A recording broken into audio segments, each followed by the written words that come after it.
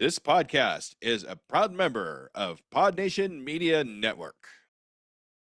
That's actually one of the biggest things that has stopped me from creating. I have so many ideas about podcasts where I can't do this just because like I I don't have time.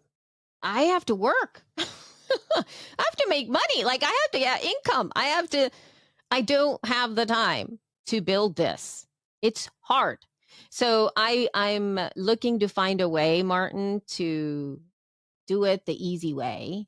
And I'm trying to come up with a workflow that is from my mouth to the mic, to the RSS feed, and out. And then it's out. I can just go about my business and not necessarily focus so much on all of the other parts and just centering my voice once again.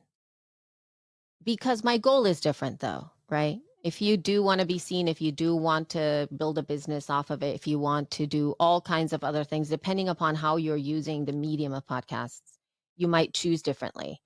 But I'm banking again on self-expression as the goal.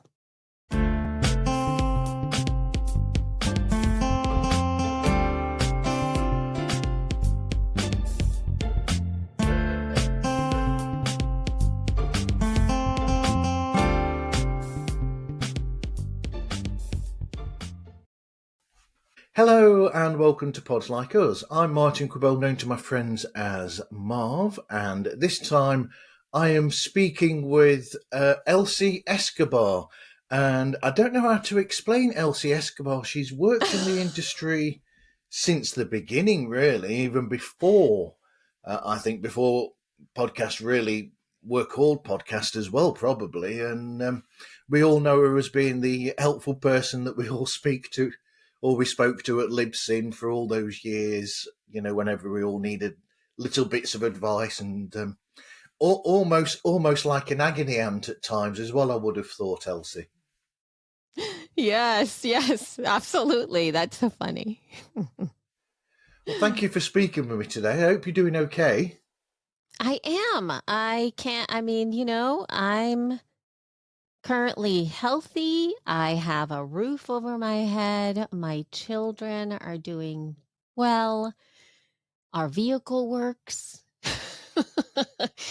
Only the most basic things that are, that let you allow yourself to be calm. So, yes, I'm doing well. Thank you. That's good to know, especially under the circumstances of things that have been happening lately. So, what was your early introduction to the world of podcasts? It really was because I got an iPod, fifth generation, the video iPod. And at that time, I only had an analog music collection, like most of us, right? Well, analog in the sense that it was something I held, like CDs. It's what I used to listen to all the time. And I got this iPod and I had no idea how to use it. And there was also nothing on it. And of course, I was not willing to invest or rebuy my music collection.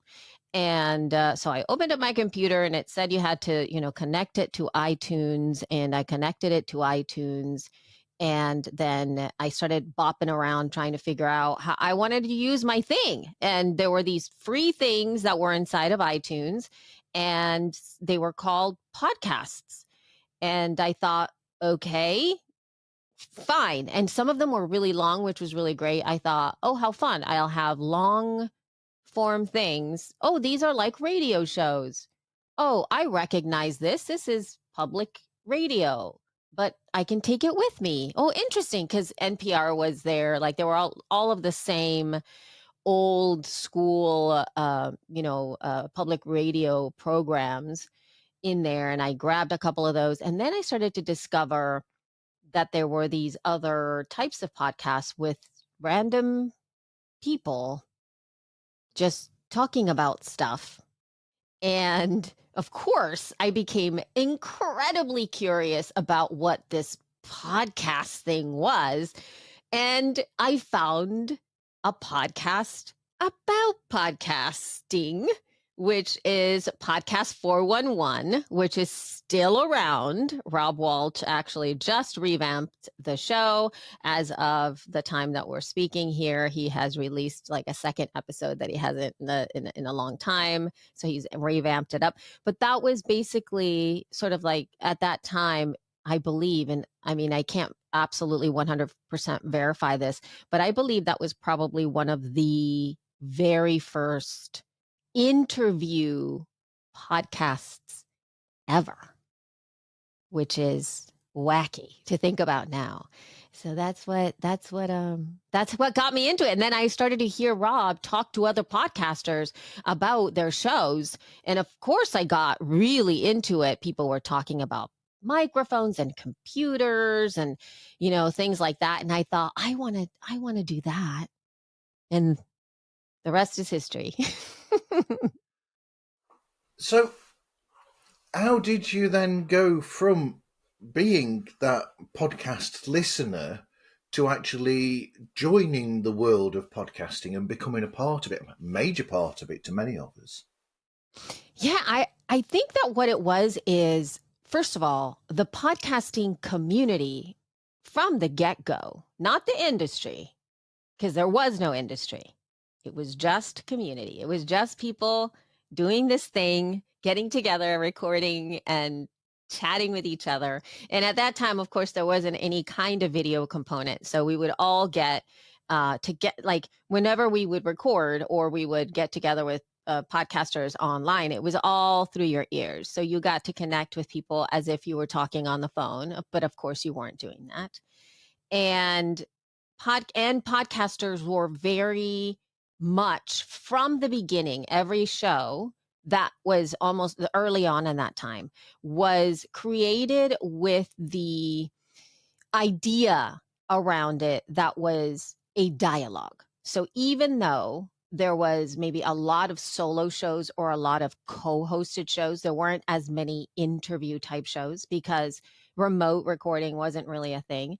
And so again, solo shows and co-hosted shows always set up with like a Google Voice number, or at that time it was like a K7 number or something like that. That's what it was called.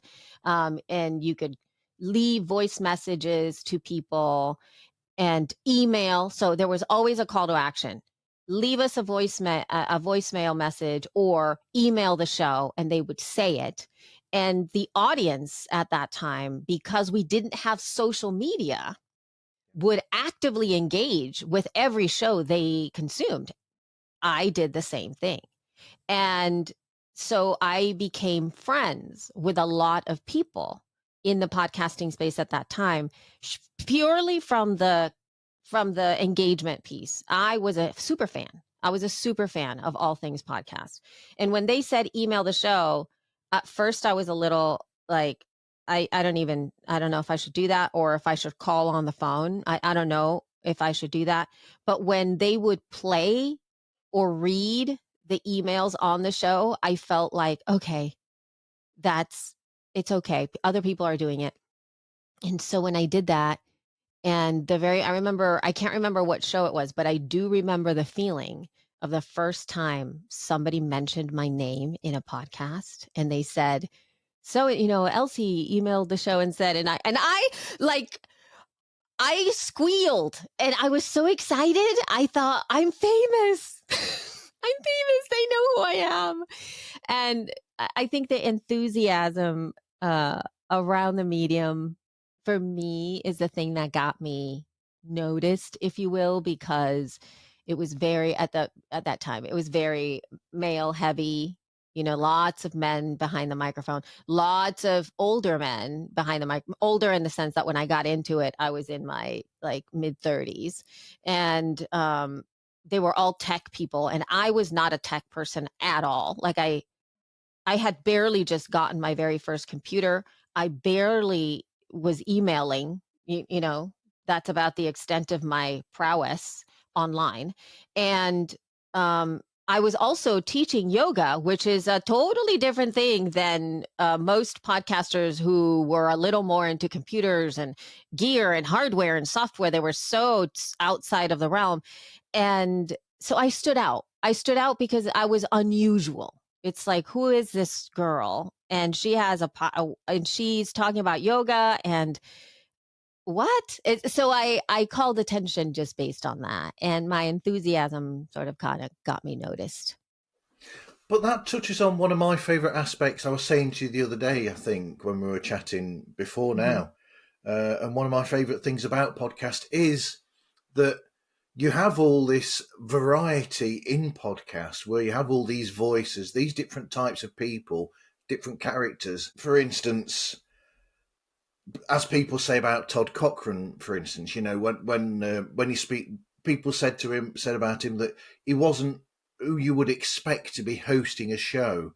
His voice didn't match like the classic, like mine. It doesn't match the classic radio voice or the media voice naturally, but somehow or another, that individual voice of Todd's and your voice were just what those people who listened to the shows needed. They needed that reality, that real person, that real voice there, and not the sort of, you know, consumerized world or the commercial side of media. It's that difference that makes podcasting what attracts me personally.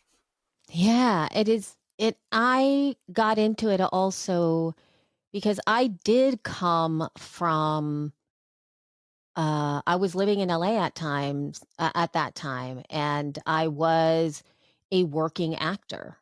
And so had been and continue to have my hands in the media industry, particularly the Hollywood movie, TV commercial industry. And so I've always been a creative person. I lead with my creativity. I'm talent, if you will. That is sort of the place where I land. And I had been blessed to have been on stage and been a theater actor for many years prior to that. And I was just in Hollywood pursuing an acting career. And it is a deeply defeating place to be in Hollywood, because you are very, very much just pigeonholed, and anything that is unusual or out of the ordinary, people in Hollywood do not know what to do with it. And they don't have the capacity to take chances on people and all of that. And I was getting my heart broken on a daily basis, and my soul was being sucked dry, and I had no outlet, no creative outlet. It was really just disheartening. And so when podcasting came into the scene, it was the reason that I wanted to get into it also was as a creative outlet. It was really just an opportunity for me to give myself a chance to do something, to create something. And getting behind the mic was incredibly freeing for me because you couldn't see me. And not being seen and allowing my voice to lead the way was something I needed at that time. I had been, people classify you in Hollywood based on the way that you look. And if you don't fit a norm or you are not enough of whatever, you immediately are discounted, and it's dehumanizing. And so when I was able to express myself in my fullness, in my dichotomies, in my paradoxes, in my quirkiness, in my all the bits of who I am, without having to apologize for who I am and or feel like I wasn't enough, I really thrived. I thrived with just speaking, and it was great. I loved it so much. So to your point, I think it's both great to hear just all and a full array of different types of voices coming into your ears that are like you, as in an everyday humans. Yeah. That is very amazing. It's just so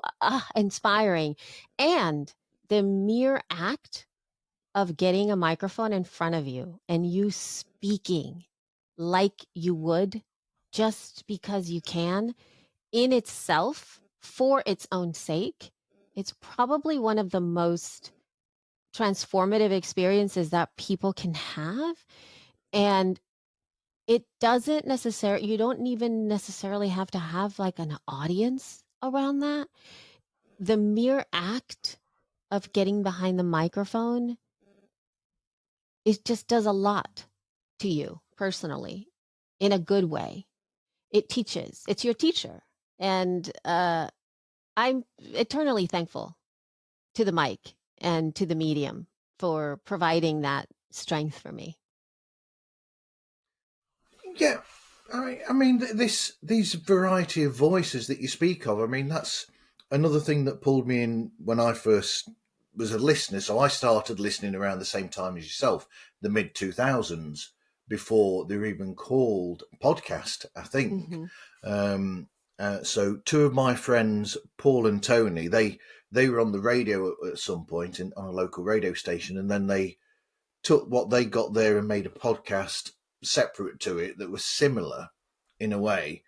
So that was, I think, my first listening was their show. So I'm listening to my two friends, which is interesting because it's almost like I'm having a dialogue with friends there, which started to pull me into the world. And then I got introduced to a show called Film Sack from Frog Pants Studios, which was around a similar time. And that's a 4-person thing. It's almost like every single show about films is based on that sort of era and that sort of thing. So you've got 4 people, different characters, chatting about one specific film per episode. And it's strange because to me it was like I was listening in on 4 friends having that sort of discussion that we all have when we go to the cinema with a bunch of friends. You watch a film and then you go for a drink together or something, and you spend an hour, 2 hours discussing the film that you've just watched. And that's exactly what that was. So that was immediately, enticing to me that you don't get on any other form of media. Yeah, it's that sort of immediate participation. And I remember very much loving exactly what you're talking about. There were a lot from the get-go, there were a lot of movie, TV show, fandom podcasts out there. And you had a built-in community of people who were simply having deeper conversations about the things we're already so obsessed with. Like, I remember some of the first fandoms that I really got into deeper because of the community. Like when when I started the podcasting stuff, the Harry Potter books had just been released, and there were so many podcasts about Harry Potter, and they were basically led by very young people, sometimes teenagers, early 20s. They would sit down and have it was a roundtable type discussion, and they would do complete read throughs of the books. They would have people call in the show. They started to have live events and meetups in different places, and people would show up, and it made you feel like there were other people just like you that were really dissecting things so thoroughly. um, and and you had an opportunity, which was the key that I mentioned before. You had the opportunity to be part of the conversation. They always said, what do you think? Send in an email to the show. Do you agree with what we're doing? And then it became a dialogue. Even though you weren't on the show, you were part of the show. It's what it was. So yeah. Exactly. There was an interactivity there with the audience, and it was easier into interactivity than with any other form of media. I mean, what you were saying about your name being mentioned on that show for the first time, with that reminds me of I was mentioned on a radio station by someone when I sent in I just sent in this random response. I don't remember completely what it was about, but you've got more chance of that with podcast. It's more of a dialogue between you and the audience, or the audience, you as an audience member, and them. But so that as that sort of element, like, yeah, you can see the possibility of being able to do that, sending a message or something, and it being read out and being responded to as well. And that added to the fact of you feeling like you're a part of that show. And that's what attracts you as a listener. Absolutely. I believe it's part of the culture of podcasting, especially as it was set historically.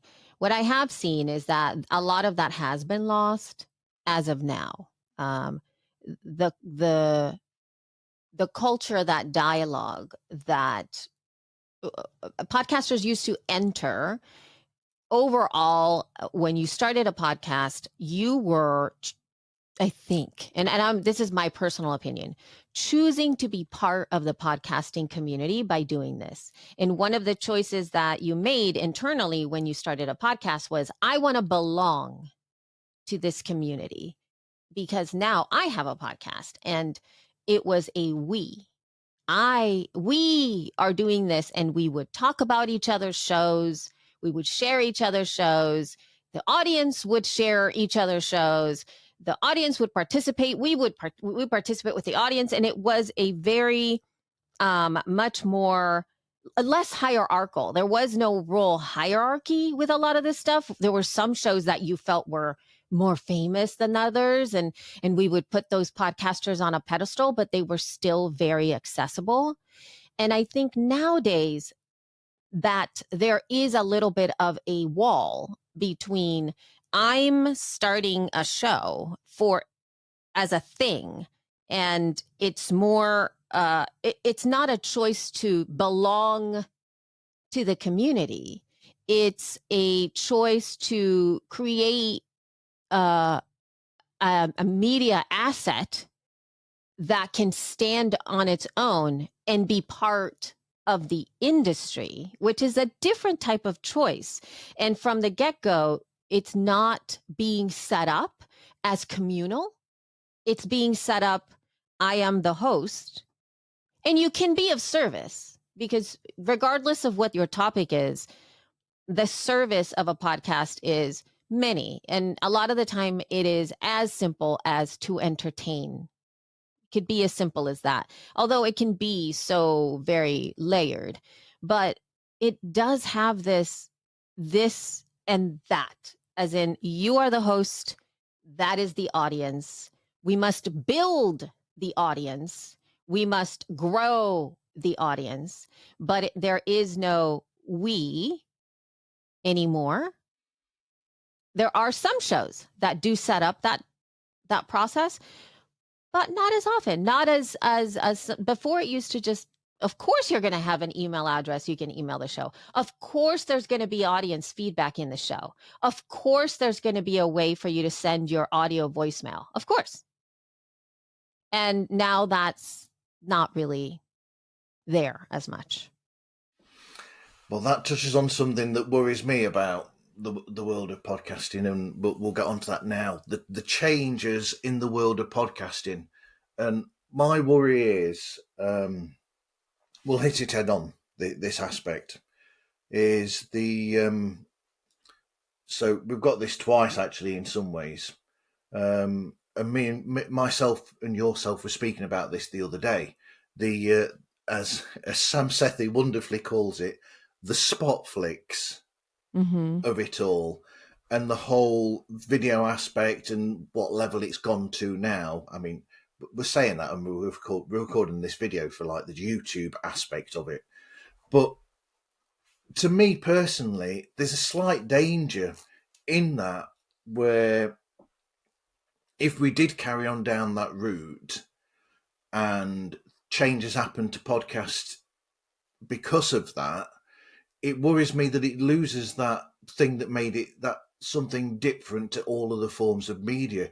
You might find that if you go that route, you're having to follow certain rules or certain things to do with that aspect. So it becomes another form of television and another form of that corporate media, which takes away the, dare I say, almost punk aspect to the world of podcasting. To me personally, I see that. Yeah, and then there is, because now there is a higher entity to some degree that people are buying into, as I mentioned before, where now podcasting is being spoken about as a part of a larger industry, right? An industry is different than community. There could be some things that cross over, but at the heart of it, that's not there is no crossover. Industry is more around development, evolution, infrastructure development. I already said that. Expansion, money, building capital, and primarily more of like an exchange of goods and services. It's its own thing here. We've had that in the world overall. Industries appear everywhere. Communities are a different animal. And I feel that we are in some way conflagrating. I don't even know if that's a word, but that's the word that came into my own head, but whatever. We are mixing together the meaning between the podcasting industry and the podcasting community, and the podcast for its own sake. I believe we can still hold that, meaning I have been, now that I'm in this flux, in this fluid time of my life where I'm discovering things once again, where I am feeling a sense of freedom, in the sense that I have been bound by the podcasting industry. I came in it as a free community person, somebody who just was open to the creativity and the potential of what this could be. And then as the industry developed, I became much more bound. I started to see a lot more what you're talking about, the sort of rules, and you can't do that. That's not what this is about. You do it this way, or that doesn't get you insert whatever results you're looking for. And so I started to feel less free. And now, with me being in the state, I'm still finding the freedom of getting behind the microphone and creating an audio podcast or video content or posting on Instagram the way that I want to reach my people, as incredibly free. To be able to create what I want and how I want to create it my way. And I think because we are a lot of the more innovative minds, and a lot of people who think outside of the box, the ones that are pioneering things, the ones that are, cutting down the weeds so that you can walk all the way through the forest or whatever. Those are people who are just willing to try things in a new way, to test things out, and let's go this way. And it feels to me that's still there. But the people that started it within podcasting, some of us have been bound for so long. Now it feels a little bit more freeing. And with the labels of what that is, Martin, is the thing that I'm pushing back against. I don't feel we need to have a conversation around trying to get very clear about what a podcast is. What actually is a podcast? That's not a podcast. That's like, I think we need to bank on the freedom and the innovation and the feeling of breaking things and having them be whatever they are for you to feel that you can express yourself, because that's the energy that came from at the beginning from podcasting. And if we continue to bring that constrictive energy of that's not a podcast, you shouldn't talk about podcasting this way, you should not do that, that's a podcast, it goes, and it's anti the freedom that we've always had within the medium. And for you to follow your instincts and to create work that is disruptive and fun and different and connective and building a community of punk rock people, right? And it doesn't matter, because if everybody was punk rock and everybody was looking punk rock and everybody had, I don't know, was wearing makeup and the hair sticking up, however you want to deliver or be punk rock, I guarantee the punk rockers would be like, you know what? I don't want to be punk rock anymore because everybody's punk rock. So that's how I feel. I don't know if I want to do that. I want to do this because I can. And that freedom, that feeling is where innovation comes from. It's, I hate to sort of like do this in a sense, but it's like all forms of media in a way, or all forms of entertainment and these sorts of things, where you have to throw a spanner in the works for it to stop from becoming stagnant in a way, or becoming stuck in that same old. It's like when you watch a television show, you'll put the television on at 10 o'clock at night or something, or 9 o'clock at night, and you'll have one chat show on this channel, one chat show on that channel, and there's the danger that every single channel, it doesn't matter which chat show that you watch, they're all variations of the same show. And so you have to have a bit of a, like I said, a spanner thrown in there. You pick somebody to host it who isn't somebody that follows rules, for instance, and that takes you down a different path and leads you to the next level therein and brings you something that's new. And you have to keep having those sorts of things.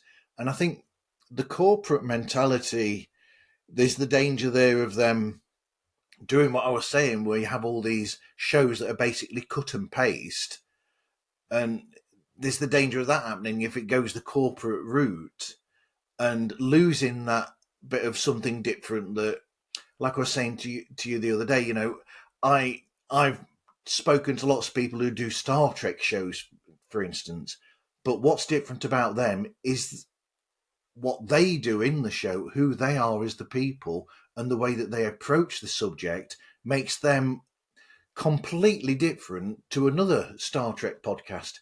And that's the good thing about it at the moment with podcasting, to me, has been from day one, has been those little differences that is what attracts you to one show about a subject, but maybe not another show about a subject, because it's how you react to them. Absolutely agreed. There were many different times when there are trends, like going back to TV stuff, because that's like one of my favorite forms of podcasts are the ones that cover TV shows that I'm obsessed with. So I've listened to many podcasts that go along with TV shows. And you're absolutely right. I remember when I was really into Game of Thrones, I came into Game of Thrones very late in the game, like very late, not when it was fancy. I think it was like 4 years after it was released. And of course, being the crazy person that I am, I decided to not watch the shows until I read all the books first. That's what I decided to do, right? So I started reading the books. I was obsessed with the books. And I found podcasts. It was very hard. First of all, it was very hard for me to find a podcast that was about the books only. There's a lot of people that covered all of Game of Thrones, and there were many, many, many, many, many, many people that covered the TV show, but there weren't very many that covered just the book. And when I found those people that were just discussing the book, I was in heaven, because there were these long form, deep discussions over every chapter. And it was bliss. I tell you, it was bliss to just have that. And it was the energy of the hosts discussing these topics at such deep ways that really just incited my love for continuing the process of reading. And that's just something that I think is so unique to what you're saying. You can always find the right show for you, and the topic itself, I mean, yeah, there are many Game of Thrones podcasts out there, but when the voice hits you and you become a fan of that voice and that take, there's nothing like it. And there's nothing like it. You connect with the hosts, period. You connect with the characters of those people, who those people are, and on the shows, because they're being themselves, not 90 something percent of the time anyway. Absolutely. And yeah, it's that freedom of you getting an opportunity to choose your flavor, which in like larger TV, in larger TV things, and even the famous podcasts out there right now that have, those larger video imprints, and most of them are co-hosted. There are some interview type shows, like those are like the sort of the stalwart shows out there that are doing these things. You don't have that much variety of voices. It's like a handful of them. And to your point about what people think about the industry, my only sadness around the vocabulary of it all is that I don't want new audiences to come in and not realize that there's all of this rich content out there. And for you as a possible podcast consumer to be put off by thinking podcasting is only what they see, and especially the shows that are being covered, because it's not. That's the part that gets me. It's selling podcasting as only that thing, where we know that's just the tip of the iceberg. That's just the top layer. There is all of this other content out there that is unbelievable, that you can find something that's going to hit you right at what you love. Yep. And so I don't like it when people say, oh, I don't like podcasts. It's just because, and then they name something that's like one show about one thing that I also don't like. You know what I mean? But that doesn't mean I don't like podcasts. That just means I don't like that show. I don't have to listen to it or consume it. Yeah, that's the difference between, that's another thing that's sort of irritating. So it's possible that because you have these lists that come out of, these are the shows that, in the top so however many lists. So you'll get I'm going to hit the nail, go straight forward here. So the Joe Rogan of it all, for instance, you will see that up there, and people might, unfortunately they're being told that it's that sort of, this is a podcast, this is Joe Rogan, this is the Smartless, this is the big sort of like named shows. But to me personally, I'm more affected by shows like a friend of both of ours, a mutual friend, Rena, who does Better Call Daddy. I remember, for instance, an episode that she made where she spoke with this lady who was a part of the Scientology, and her story about coming out of that and the way that people were abusive to her in that, and when she decided to come out and what she put up with, that affected me more as a listener and as part, you feel like you're part of the episode in that sort of show.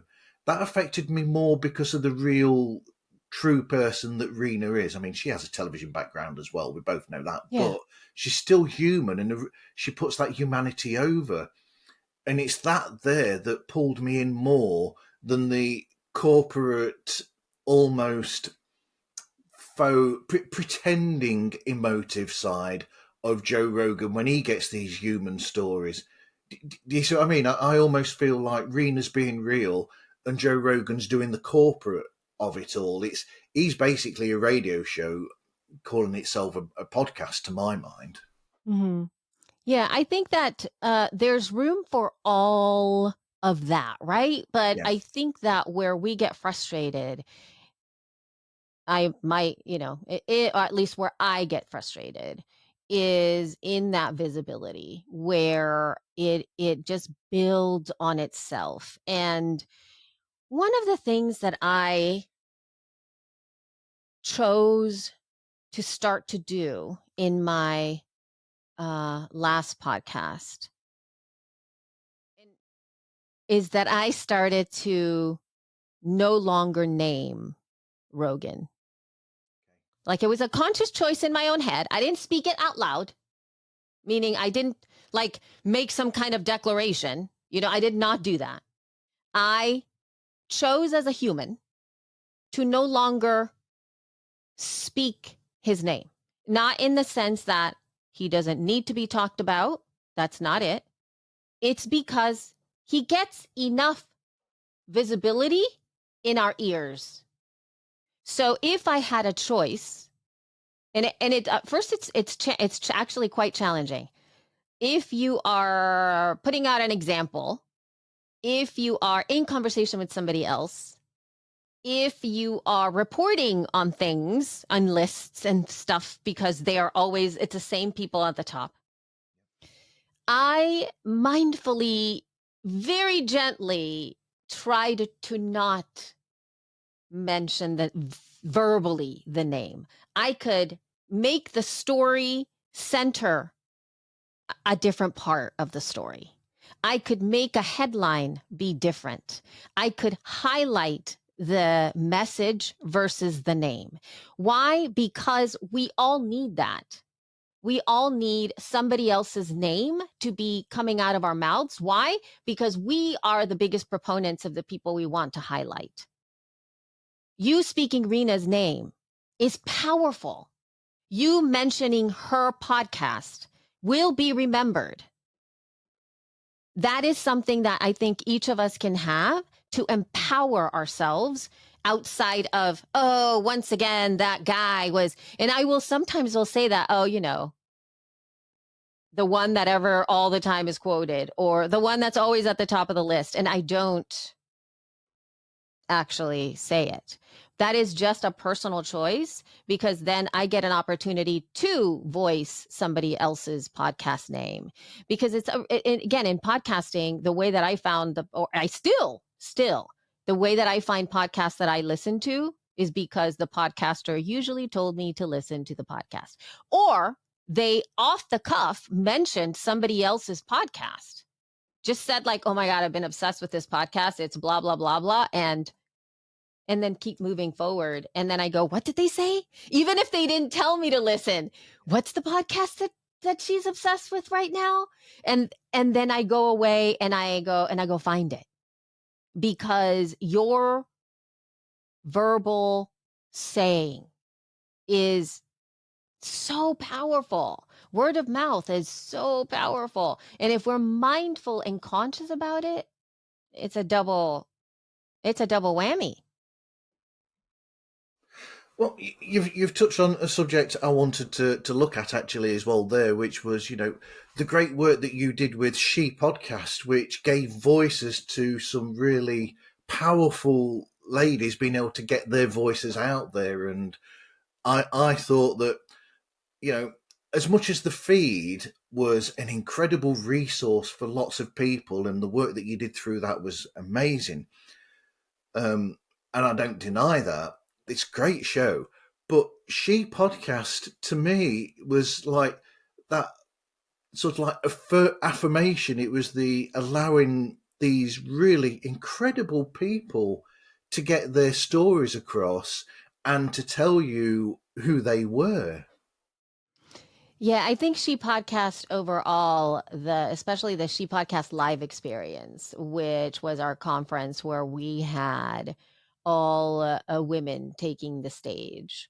They were all there for that. Was just unbelievably powerful to have, to really own the stages in that incredible way, and the visibility that the community really brought forth, I think, was amazing. My co-host Jess and I started She Podcast as a counterbalance to the podcasts about podcasting that we were hearing out there, that none of them were really hosted by women. We started that show in 2014, and so our goal when we first started was to be that, to kind of be like any of the podcasts about podcasting, but women. Women are talking about these things from the women's point of view, from centering different types of news and things like that. But what ended up happening is just that Jess and I had so much fun together, and we had such great chemistry that we started by focusing on a couple of news stories, and then it just devolved into conversations about anything and everything, life and family and tools and business and mental health and all kinds of stuff, and we would wrap it around with podcasting news here and there. And what ended up being was just friends really talking about the reality of getting behind the microphone and talking. It was just like our date essentially every week, and it was so fun. Unfortunately, we did close out that show just because I think for me, my resources were really just, work was getting to be so hard, and I felt like I needed space to just not right now. Um, I miss it occasionally, but I also realized, and that maybe this could take us to another one of your topics, is that podcasting used to be such a light lift. It was, I mean, in some way, you would just get behind the mic and you would talk. You would record your show. You would spend time editing your show. You would then publish it to your RSS feed, and you would tell people that the episode is out. Yay! And get on to working on your next episode. Whereas now it feels like it's a full-time job. Like, you record your thing, you record the stuff, you have to put it out here, then you have to do the job of marketing every single episode and all of these different things. And oh no, you can't just say my latest episode is out. You have to have a whole strategy around how you position it, where you put it. Wait, you have to do a long blog post about this. No, you have to do a long thing. You have to create video now. Oh wait, I have to also publish it over there. Wait, and it's so exhausting. And that's actually one of the biggest things that has stopped me from creating. I have so many ideas about podcasts where I can't do this just because, like, I don't have time.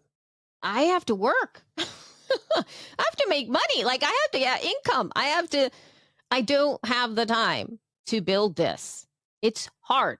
So I'm looking to find a way, Martin, to do it the easy way. And I'm trying to come up with a workflow that is from my mouth to the mic, to the RSS feed, and out. And then it's out. I can just go about my business and not necessarily focus so much on all of the other parts, and just centering my voice once again.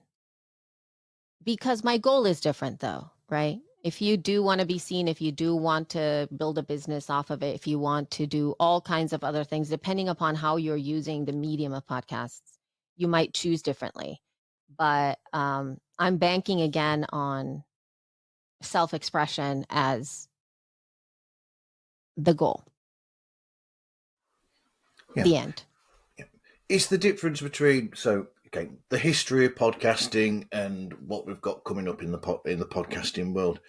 It's the difference between, as I've said, as we were saying the other day when we were chatted, that I like the niches that podcasting gets, and it's the way that you approach it. So are you approaching it to get an audience and build that audience up and get a big audience? Or are you looking to, or is that not your goal? Is your goal just to, because you like the idea of podcasting and you're putting it out there, and if a few people take notice, then that is something that's important to those people that are not catered for by the media in itself.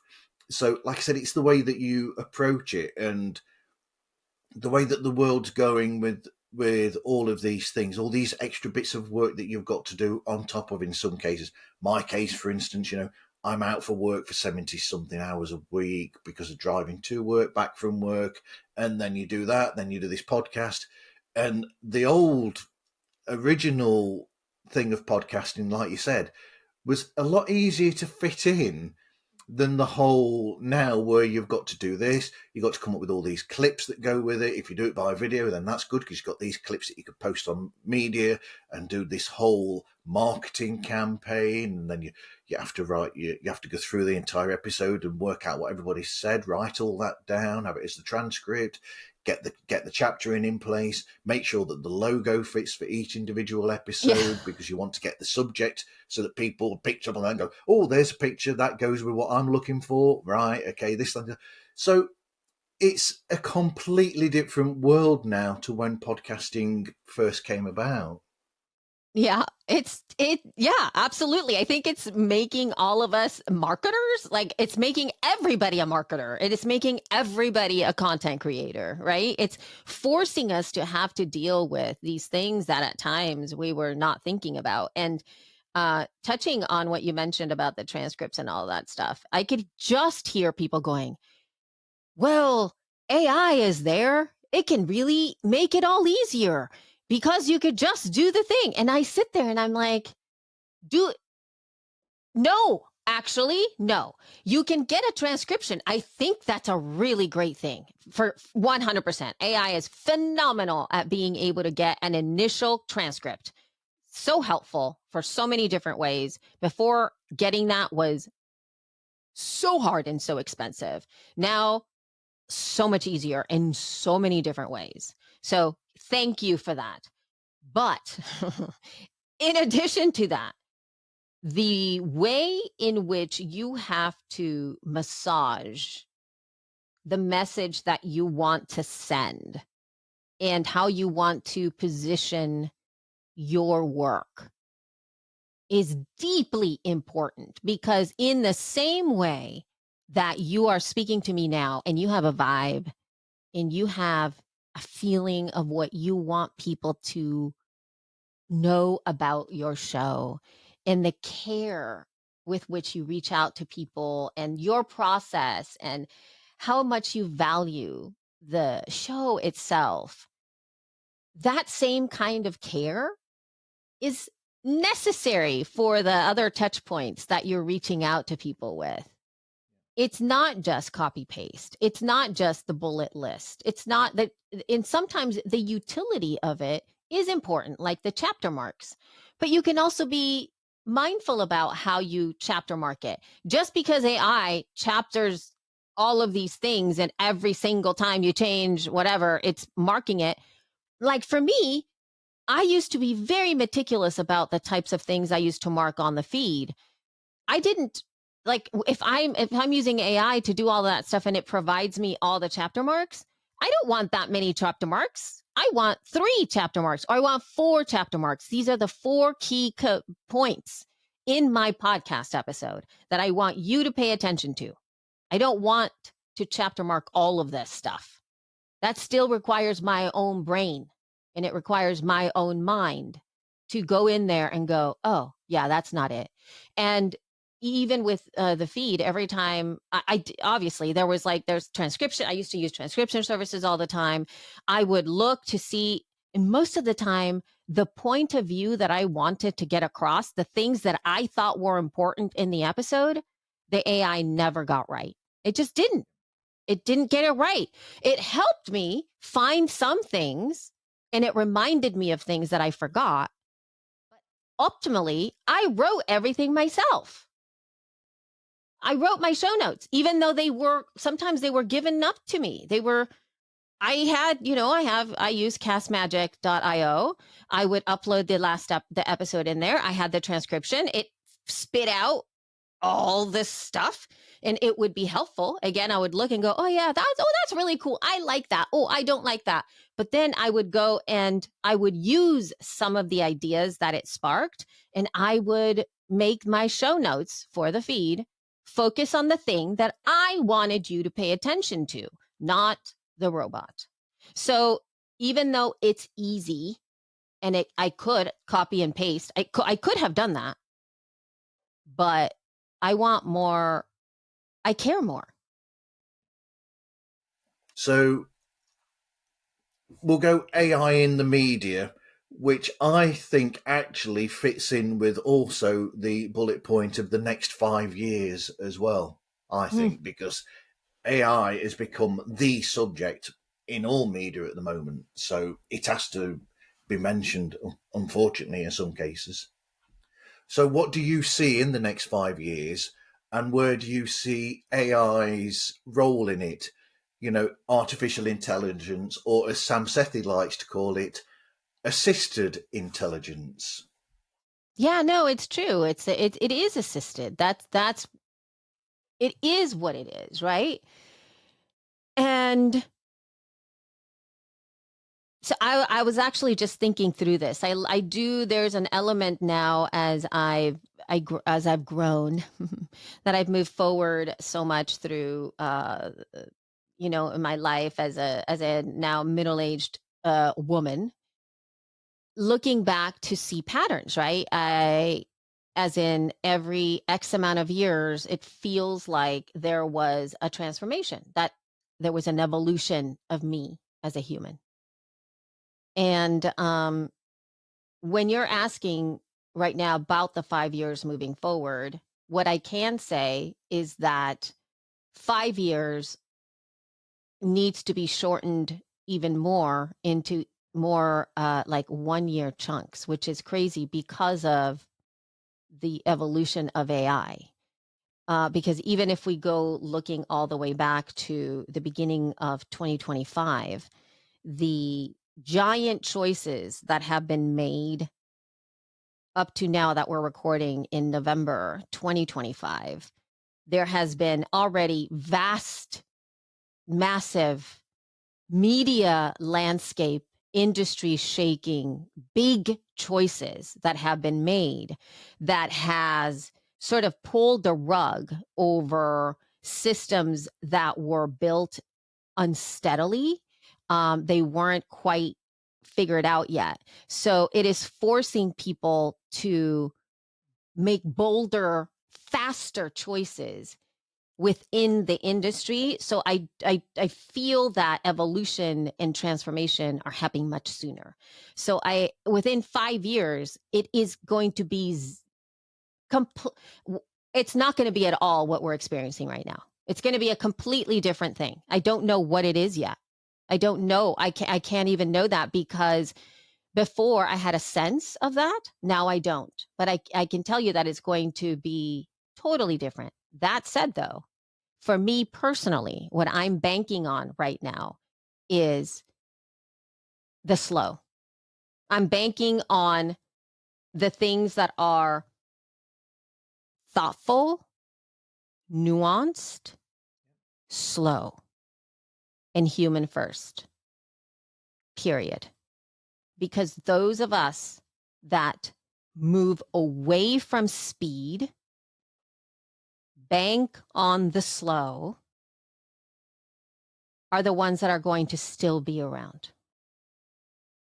Because if we make choices based on how fast everything is moving, we are going to uproot ourselves even more. So one of the core philosophies that I'm actually moving into right now is that as humans, we this is what I want to do. I want to explore building expansive, sustainable, and aligned existence for myself, my family, and the work that I do.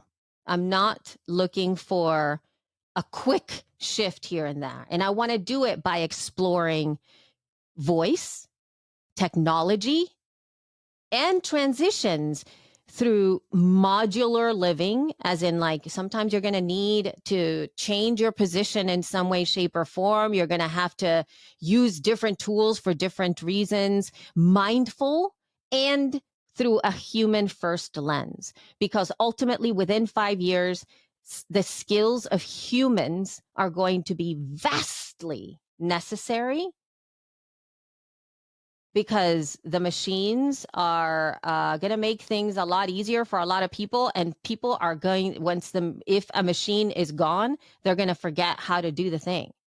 Anything like handwriting I loved getting a picture of your written notes and giving me that bullet point. That kind of stuff, my friend, is the stuff that we need to bank on, because I can tell you that folks are not going to understand what handwriting even is. How do you even do that?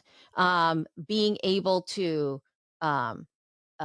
repair cables, repair machinery, being able to mow your lawn, being able to dig a ditch, being able to, like, all of the things that you manually have to do to understand the world, cooking, spicing things, being in your body. Like, there's just so many different things that I feel we need to actually endeavor to learn how to do, because things are moving too fast. It's like you have to ground down instead of let the current take you. So that's my that's my future approach, Martin. Stay tuned. And while we're in this sort of mindset, and we're in this, admitting what we think for the next few years, I'll just very quickly bring in something that we were both speaking about separate, in our other conversation the other day, which I thought was incredible what you were saying. Looking at the Spotflix situation, the Netflix Spotify deal sort of thing. And I agreed with what you were saying, where we're not sure whether there's actually going to be that much of a potential future with that, in a way, because it's almost like you were saying, it's just them trying to get content, but not understanding what a podcast is, really, I think, Netflix. And I agree with you, where I think that as well. I think it's just content. They don't know what it is, because, like I said to you, if they were really interested in podcasting, they would have had a podcast section of Netflix in place for when something like Stranger Things would have happened, and they would have had an official Netflix podcast about Stranger Things. So they don't know what it is, I don't think. Yeah, I think that part of that is an old school media model starting to show itself within the new infrastructure. So it is it's more of a deal with a network. That's really what it is. It's a deal with a very specific network that happens to have been built as a podcast. But the media empire within the media network that has this deal already had established itself as very multimedia savvy. I actually did a lot of research on his network prior to this acquisition, like a year and a half before. So I went down the rabbit hole of seeing how they were growing, what type of content they were putting out, and all kinds of things. And I realized that the way that they were incorporating YouTube already to their distribution, the way that they distributed content was, first of all, there was that sense of it was really highly produced visually already. It literally looked like it was like a proper TV show. That's number one. So they were doing that. They were doing long form content, but they were also creating all kinds of playlists within YouTube where it was, they were talking about football. This is when they were talking about analysis. This is when they were talking about blah, blah, blah, this and that and the other, right? And the media savviness of the folks that were the hosts, you could tell they were top notch TV and the analysts. They knew what they were talking about, that. And then the podcast part, they would add all of that separate content into one RSS feed. So they were putting their entire network into one RSS feed with different shows in the RSS feed. That's what they were using the podcast as a delivery mechanism for the entire network. And so the numbers of all of that collective approach were really big because they were consuming multiple shows on one RSS feed. And on their YouTube channel, it was a variety of things that were being put up there anyway. So the numbers were really huge. And when you have that they've made a media acquisition, a distribution deal that they got, and they put it on Netflix. That's not podcasting. That's a distribution deal with this network, period. They're banking on that, not podcasting.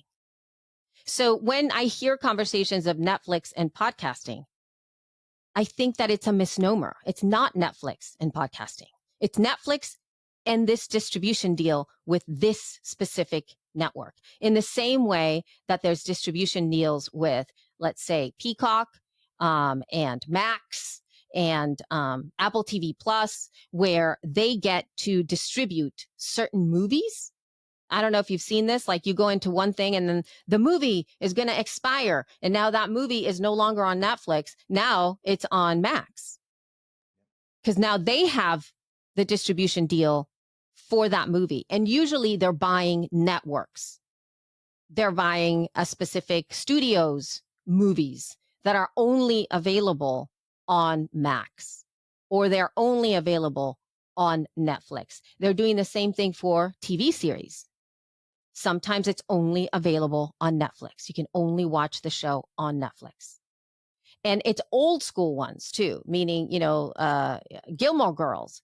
Gilmore Girls, I can't remember if it's just on Netflix or if it's everywhere else, but usually you'll get these old time, high fan base TV shows and series that people have built audiences around, and they get the deal. Netflix gets the deal. Hulu gets the deal. So they're doing that right now with this network that now they have on Netflix. And what I said on the feed was the fact that what's going to happen with some of this stuff is that those distribution deals are going to become important, meaning that they are going to choose, I'll go to Netflix now. Their deal is going to be up at X amount of time. They can then send another deal, an exclusive deal to Max. Now they're moved to Max, or they can counteract or negotiate a stronger deal with Netflix to remain exclusive on Netflix. So I don't think this is a podcasting thing. This is a network industry media move of distribution and licensing versus podcasts. They're not going to do that. They're not interested in that at all. Absolutely. So after all of this great discussion that we've had, what do you think makes a good podcast for you personally? It provides the solution that I'm looking for at the time. Has nothing to do with quality, topic, format. Yeah. I have the ones that I use in the same way that I eat different types of food for different types of reasons. I love ice cream. I love soup. And right now it's cold in North Carolina, and I'm not going to be eating ice cream. That's just not something I want to have. I will leave ice cream for later. I'm banking on soup. There's nothing wrong with ice cream because I'm not eating it right now. It's just not what I need in my body. So podcasts are that. Most podcasts are valuable, especially if they provide a solution to a problem or a need that the audience has. And it, like I mentioned before, it can be as simple as giving somebody entertain. You could just feel and be entertained by it. It can be the tool that you use to fall asleep. It can be the way in which you wake up. It can be how you're learning a new subject matter. It can be a way that you feel connected to other humans and other communities. It can be just a way in which you can keep up to date with news. And that's it. And you have zero connection with the host. You just kind of want to know what's up in 5 minutes and you're done. Right. So, whatever that is, that myriad of things, a good podcast is a solution for somebody. And yeah, there are best practices in a lot of different ways. But like you mentioned prior, a lot of podcasts, there is maybe a template of good stuff, like perhaps be heard, like be able to be understood when you're behind the microphone with the right levels, or levels that are overpowered by being out walking. You have to be mindful about stuff like that. And take care of your listeners, provide them with the highest quality content that you can given your circumstances, because podcasting is evolving. It's an action verb. You podcast and you continue to get better at it. It's never stagnant. And so you strive to deliver a better product for yourself, just to care. But outside of that, I think if you care about your listeners and you are truly in there for providing a value to them in some way, shape, or form, and you're clear about that, I think that's what I want. Okay, then carrying on the soup analogy, then. Yes. What is the soup that you are being nourished by podcast wise at the moment that you like listening to? Oh, right now, I think my constant, actually, that has been a lot of the pop culture, reality TV, gossip podcasts. They are so entertaining to me because of the mundaneness of the topic, that it's not making me have to solve the problems of the world, which are a lot. It's not reminding me how messed up everything is. It's not asking me to have to think deeper about stuff. And it makes me feel comfortable, and it entertains me, and it gives me an escape from the real world. Actually, that's literally what it does. And so those are my go-to right now. I don't want to learn anything. I don't want to be inspired. I don't want to, I don't know. I don't want to be talked down to, or told how messed up the world is out there. I just want stuff in the background that just makes me happy. And these podcasts are actually the ones that are doing that for me. It's like all forms of media for me. I like escapism. I like sort of things that, there's enough already pressure in the world out there, Yep. away from the headphones and the listening and everything else, that I don't want that in the time that I'm listening to podcasts, because I want to listen to a podcast that's just fun. I can listen to it. It's completely not what's going on in the world. And it's that little bit of time away from that to almost center me as a person and make me feel better about it. And then I'll go back to what's going on in the world outside afterwards.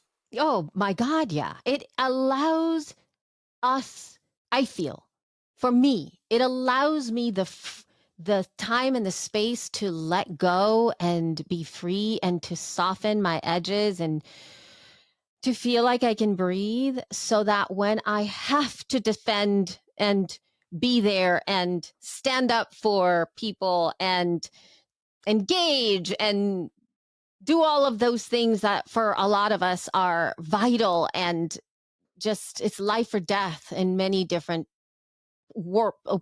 places and identities, that I can do it. I can do it because I'm rested. And so that content, it does that for me. And it allows me to relax, to escape. And the beauty of this too is that you and I, it seems like we have the same use case of podcasts, but there are some folks that it's the opposite. They consume podcasts to be lit up, to be inspired, to be fueled by the information, the education, and to take it that way, right? There are that's what those podcasts, maybe they're eating ice cream right now. You know what I mean? It's a different thing. And there is no inherently good or bad around that. And like I mentioned before, right now I'm in my soup era. I'll be in my ice cream era. I'm not pigeonholing myself to only be the kind of person that sticks to this. I can do whatever I want. And I can just have ice cream whenever I want to. I just don't want it right now. And that is the beauty of podcasting. And I think that that's the element that a lot of the industry doesn't get, that just because a podcast doesn't have the gigantic numbers that some podcasts have, that they are not valuable inherently for that. Because sometimes going to a specific podcast that has a very small audience, but it's a consistent thing in people's lives, and they have a much more engaged audience, much more than those larger podcasts that are not part of people's lives. You're not invested in a lot of those bigger podcasts. The smaller ones tend to have the ride or dies attached to them. The people who are just like, yes. Yeah. And you want to keep all those ride or dies. Yes, of course you want to keep those. Okay, so how can people contact you if they want to then, Elsie? Oh my goodness. As of now, I would say social media is probably one of the best ways, because I don't really have an online home right now. I don't have this is weird. I don't have a podcast right now. I don't have a live podcast that I'm producing. I haven't not had that since I started. So it's kind of weird. It's very strange.